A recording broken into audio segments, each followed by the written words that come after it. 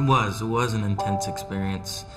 It was not just for the subject matter and what my character was kind of emotionally going through, being this undercover police officer that infiltrates this mob syndicate, but just working with the caliber of people like Nicholson and Scorsese.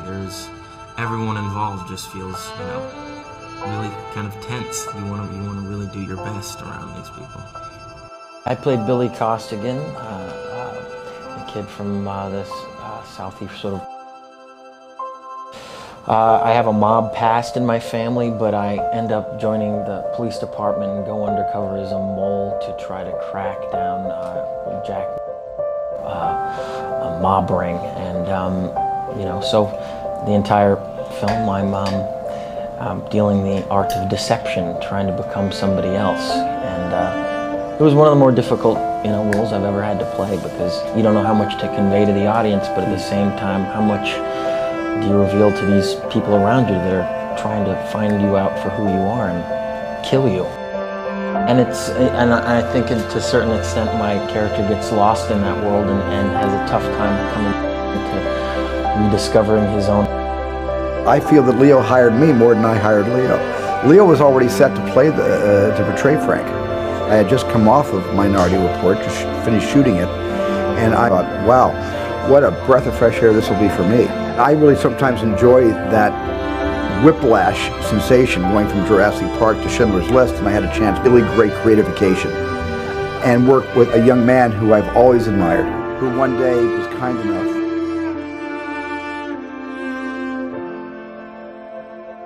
It was a departure for Scorsese, I think, too, because he got to do another film about the sort of mob underworld, but this was also mixed with, intelligence, counterintelligence, police department, the FBI, Irish mobsters in Boston as opposed to Italian guys in New York. And, certainly my character, I got to play somebody who was constantly in angst, having 24-hour panic attacks, which is something that I never got to do before. And he's taught me so much about the history of cinema, and he's certainly a teacher, and kind of a no-brainer.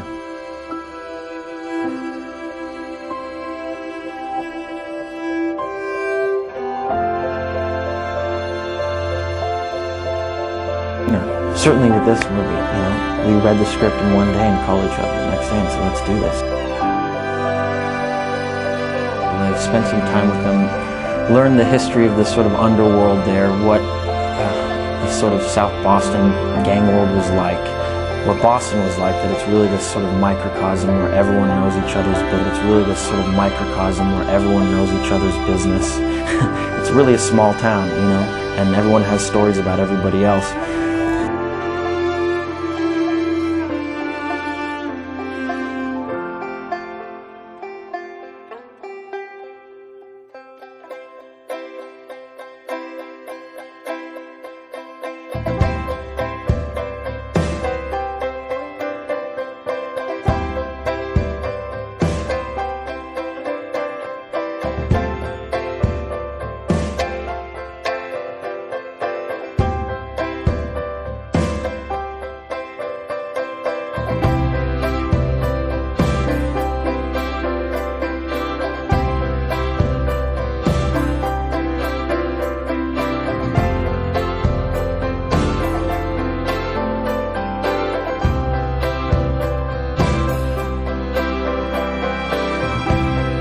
Yeah, I must say that I got the script around the same time that Scorsese did, and obviously you read the script as well, I would hope. But it was one of those page turners. It was one of those, usually you get a script and you have to sort of tinker with it, you gotta develop the character more, there's huge plot holes, and this was kind of a flawless script, and it's very rare where you get offered a role and you say, wow, this is ready to go.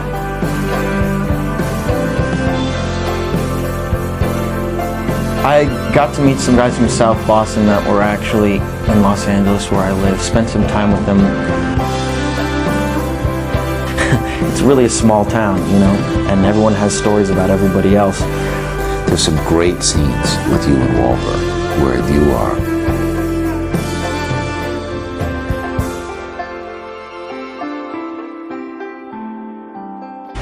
long time ago when I was 18 years old. But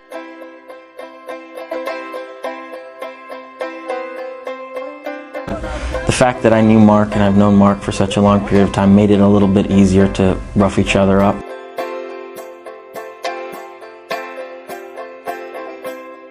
Although he is a big dude, no joke. As I tried to work out and, you know, make myself hardcore for this film, that's a solid man.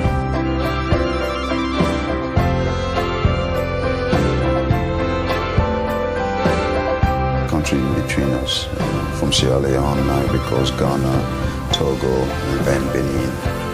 The displacements of the people affect all the neighboring countries around making of this, and certainly I commend Edswick and commend DiCaprio, and certainly Warner Brothers, who pour so much money in bringing the single, you know, African man, you know, trying to survive in Africa. Here's a man, a fisherman who didn't have the luxury of an education, a proper education, who was fighting day in and day out. I'd say it's quite even. Really? This is very difficult, the whole press tour thing. I mean, just talking over and over again about the movie, which you're very passionate about. I've been very passionate about both these movies, but to find new things to talk about is quite difficult at times. It was a matter of taking them out to, you know, get beers and get them drunk and let them tell me, you know, wild, outlandish stories. And then, of course, I did, and it was extraordinary. And I found out that Leo liked my films, and so we got together, and he just promised to be there when I needed him. The best part for me, honestly, is like I'm a huge fan of movies. I mean, it's really simple. I think this is like the greatest art form to be a part of. There's certain movies that stick out that last throughout time and are going to for the next 100 years. So my whole thing is I've aspired to be in movies that I've seen in the past and try to do something that good. I'm just trying my best to like make memorable pieces of art, really. And you know, I feel like for the, you know, at this point in time, I'm getting to do some good stuff. I used to just think I was crazy, but I've come to listen to, you know, that gut instinct and myself, even if it doesn't make sense, because everyone's like on their own journey in this lifetime, and if you just do what everybody else is doing, obviously you're not going to be your happiest. So, you know, I chose to listen to that gut instinct, and like that anxiety went away once I did, which was awesome. I ended up giving away the full-ride scholarship and pursuing what I was actually passionate about, which was very scary and very unsettling and unsure, but it was better than feeling anxiety. You know, like I was so much happier, like even though when he was a boy. Well, when he would argue with me, I would tell him he should be an attorney. I remember. And then he liked art, so I thought perhaps I heard by the name of Leonardo da Vinci when I saw, yes, and I thought it sounded very smooth. Was